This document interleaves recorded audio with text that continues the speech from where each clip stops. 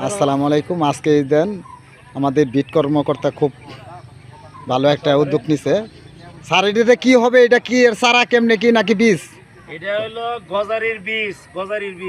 আমরা এর শীট বেটে গজারির বীজ করতেছি। এখান থেকে চারা যখন হবে, এখান থেকে চারা মানে নিয়ে আমরা বিভিন্ন বাগানে আমরা রোপণ করব।